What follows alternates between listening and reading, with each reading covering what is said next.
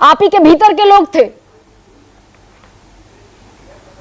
देखिए, मैं समझता हूं गरिमा जी, मैं आज राजनीति से हटकर बात करूंगा। मेरे पास भी 20 एग्जाम्पल होंगे, 30 एग्जाम्पल होंगे। महेश वर्मा जी पूरा गलत ट्रैक पर हैं। आज ये बच्चों का विषय है, चाहे वो राजस्थान रहा हो, चाहे मध्य प्रदेश रहा हो, चाहे कोई भी राज्य रहा हो।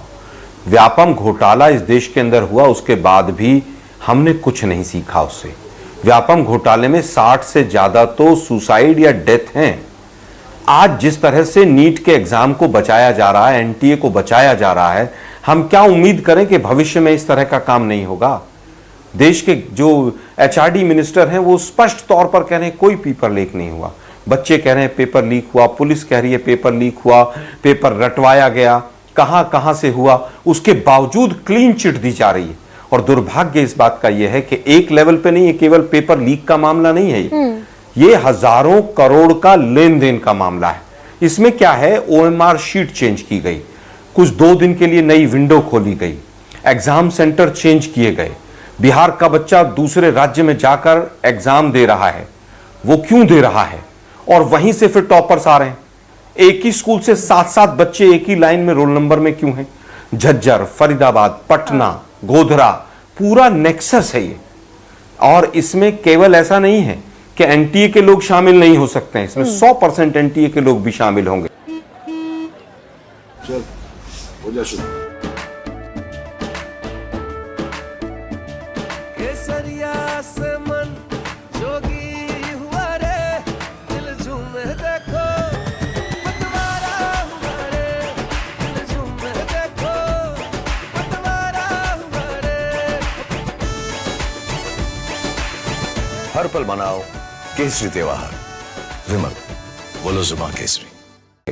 अभी वर्मा जी कह रहे हैं कि एनटीए में तो इतने एम्प्लॉय नहीं है, इलेक्शन कमीशन में भी एम्प्लॉय नहीं होते हैं, लेकिन जो भी व्यक्ति एनटीए के अंदर काम करता है वो एनटीए के लिए काम करता है। नहीं, बात में उन्होंने खैर वो खुद ही मान लिया, लेकिन आलोक जी एक बात बताइए ना कि ये दूसरे की सरकार पर छींटाकशी करना, मैं मानती हूं एनटीए अभी अंडर द डॉक है और बड़ी गहरी साजिश की तरफ सारी परिस्थितियां इशारा कर रही हैं, ये मैं खुद स्वीकार करती हूं, मैंने खुद बताया।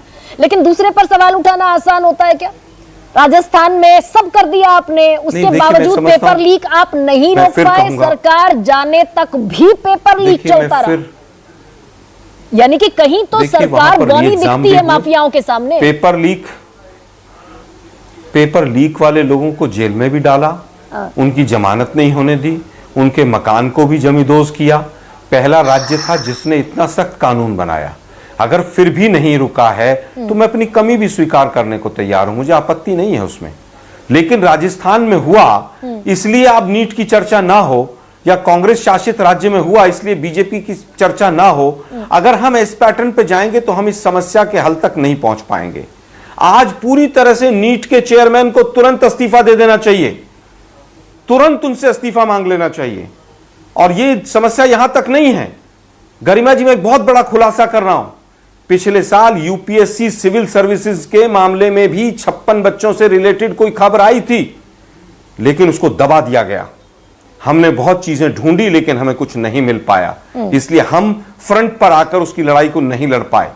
आप सोचिए सिविल सर्विसेज में भी अगर इस तरह की चीजें कहीं पर पेनिट्रेट की हैं तो इसीलिए मैंने कहा आलोक शर्मा की ये नासूर है। विक्रम अंतिम विक्रम सिंह मेरे साथ हैं। गरिमा जी एक अंतिम बात कहना चाहूंगा। जल्दी से कह दीजिए आलोक शर्मा। इनका जो एग्जाम सारे के सारे जो क्वेश्चन पेपर्स हैं, इनके मैक्सिमम के सर्वर्स यूएस में हैं या फॉरेन कंपनीज के पास हैं।